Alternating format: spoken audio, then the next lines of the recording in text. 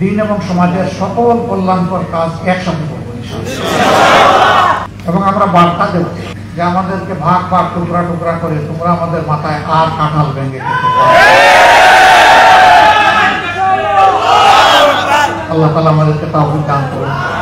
এই জাতির চিন্তা চেতনা তাহজিব তামাদ্দুন এবং বিশেষভাবে আল্লাহ তাআলার আইনের বিরুদ্ধে অবস্থান নেওয়ার কারণে তারা প্রত্যাখ্যাত বলে আমরা ঘোষণা করছি। এদের রিপোর্ট বাতিল করার কোনো ব্যাপার নাই, এদেরকেই আগে প্রত্যাখ্যান করতে হবে। এরা প্রত্যাখ্যাত হলে এদের রিপোর্টও শেষ। 2 নম্বর, আমাদেরকে একটু ভাবতে হবে আমাদেরকে কোন দিকে নিয়ে যাওয়ার জন্য জোর করে চেষ্টা করা হচ্ছে। আমাদের শিশুকালে আমরা দেখেছি আমাদের শিক্ষাদান শুরু হতো মক্তবের পাঠ দিয়ে। সকালবেলা মক্তবে যেতাম, ওখান থেকে আসার পরে গোসল করে মা কাপড় পরিয়ে বই হাতে ধরিয়ে স্কুলে পাঠিয়ে দিত। এখন খুবই পরিকল্পিতভাবে সবাই মক্তবের এই ধারাকে শেষ করে দেওয়া হয়েছে। বাচ্চা ঘুমাচ্ছে, তাকে কাঁধে ফেলে মা স্কুলের দিকে রওনা করেছেন, ওই মক্তবে যাওয়ার ওই সময় এটাই কেড়ে নেওয়া হয়। ইকরা বিসমি রাব্বিকাল্লাযী খালাক দিয়ে যে শিক্ষা মুসলমানের বাচ্চা শুরু হওয়ার কথা, সেটা অন্য কিছু দিয়ে স্কুলে গিয়ে শুরু হচ্ছে। এই জায়গাটা শেষ করে দেওয়া হয়। সেই প্রজন্মেরই কিছু লোক হয়তো আজকে তারা গোটা নারী সমাজের প্রতিনিধিত্বের কথা বলে সমাজকে বিভ্রান্ত করছে। এখন যে কোনো ব্র্যান্ডের পুরাতন এসি বদলে নতুন ওয়ালটন এসিতে উপভোগ করুন 25% ছাড়। তারা কারা? কোরআনের সংস্কারের দাবি নিয়ে আমাদের সামনে এসেছেন। আমাদের কোনো অধিকার আছে তাদেরকে এই অধিকার দেওয়া? আমরা কে? এই কোরআন আল্লাহ তাআলা নাযিল করেছেন এবং এটার হেফাজতের দায়িত্ব আল্লাহ স্বয়ং নিজে কবুল করেছেন। কিয়ামত পর্যন্ত কেউ এখানে কোনো পরিবর্তন আনতে পারবে না। এরা এত দুঃসাহস কিভাবে দেখালো যে বাংলাদেশে কোরআনের আয়াতেরা পরিবর্তন করে ফেলবে? হ্যাঁ, নিশ্চয়ই তাদের পিছনের কোন শক্তি তাদেরকে উস্কানি দিচ্ছে। কেন এই মুহূর্তে উস্কানিটা কেন? এই সরকারের তো এটা এজেন্ডা হওয়ার কথা না।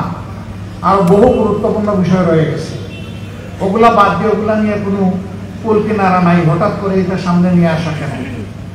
এর মূল কারণ স্বাধীন বাংলাদেশে 54 বছরে মানুষ যা আশা করেছিল পেয়েছে তার উল্টাটা। এই সমাজকে বিভিন্নভাবে কুড়ে কুড়ে ধ্বংস করা হয়েছে। এখন এদেশের দিনদার ইমানদার যে শক্তিটা জেগে উঠেছে, তাকে নিয়ে মানুষ নতুনভাবে স্বপ্ন দেখা শুরু করেছে। এই জায়গায় ইসলামী শক্তির মুখোমুখি আরেকটা শক্তিকে দাঁড় করিয়ে দেওয়া হচ্ছে, জনগণের দৃষ্টিকে ভিন্ন দিকে প্রবাহিত করার জন্য, নিয়ে যাওয়ার জন্য। অতীতের সকল চক্রান্ত এই দেশের মুসলমানরা ঐক্যবদ্ধভাবে প্রতিহত করেছেন। ইনশাআল্লাহ এই চক্রান্ত টিকবে না, এটাও ভেসে যাবে ইনশাআল্লাহ। এরা শুধু আল্লাহ তাআলার কোরআন বিরোধী প্রস্তাবনা নিয়ে আসে নাই, এরা নিজেরা স্ববিরোধীও বটে। একদিকে তাদের ভাষায় তারা নারী পুরুষের সমান অধিকার চায়, আবার তারা বলতেছে সব জায়গায় এত% কোটা নির্ধারণ করতে হবে। এটা তো স্ববিরোধী হয়ে গেল না? অধিকার যদি সমান হয় কোটার প্রশ্ন আসবে কেন? যার যার যোগ্যতা প্রমাণ করে নিজ জায়গায় চলে যাও, তাই তো কোটার দরকার নাই। কোটা দেওয়া হয় পিছিয়ে পড়া অংশকে তাদেরকে সুযোগ দেওয়ার জন্য। নারীরা এই দেশে পিছিয়ে পড়ে নাই। নারীরা আমাদের মা, আমাদের বোন, আমাদের কন্যা, আমাদের ইজ্জত এবং সম্মানের প্রতীক। এরা তার সব কিছু তছনছ করে দিতেছে। পরিবারে পরিবারে এরা দাঙ্গা লাগাতে চায়। এখানে প্রস্তাবনায় ম্যারিটাল রেপ বলে একটা কথা এসেছে।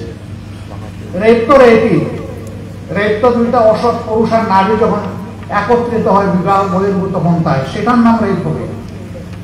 বিবাহিত জীবনে রেপের প্রশ্ন আসলো কেন? এর মাধ্যমে স্বামী স্ত্রীতে ঝগড়া লাগিয়ে আমাদের আদালতগুলোতে এই মামলা দিয়ে পরিপূর্ণ করে দেওয়া যাবে। এরা সমাজের বিপর্যয়ের জন্য এই প্রস্তাবনাগুলো এনেছে। এই জন্য আবারও বলি, A to Z আমরা এই কমিশনই মানি। কিসেরও তারা বাড়ি কমিশন থাকলে রিপোর্ট হবে। যদি এই সংক্রান্ত নারীদের অধিকারের কোনো জায়গায় যদি ক্ষুণ্ণ হয়ে থাকে, সেটাকে যদি আবার সামনে আনতে হয় তাহলে অবশ্যই এদেশের বেশিরভাগ মানুষের ঈমান, আকীদা, তাহজিব, তামাদ্দুনের উপরে যারা বিশ্বাস রাখেন তাদেরকে বাদ দিয়ে নয়, তাদেরকে প্রাধান্য দিয়েই কমিশন গঠন। এই কমিশনের দুঃখজনকভাবে সেই রকম একজন নারীকেও রাখা হয়। এখানেই তো এটা পক্ষপাত দুষ্ট। আমরা এটা মানব না, আমরা সাফ কথা এটা মানব না। এর জন্য কোনো আন্দোলনে আমরা যেতে চাই না, কিন্তু যদি আমাদেরকে বাধ্য করা হয় অবশ্যই আমরা আন্দোলন করব।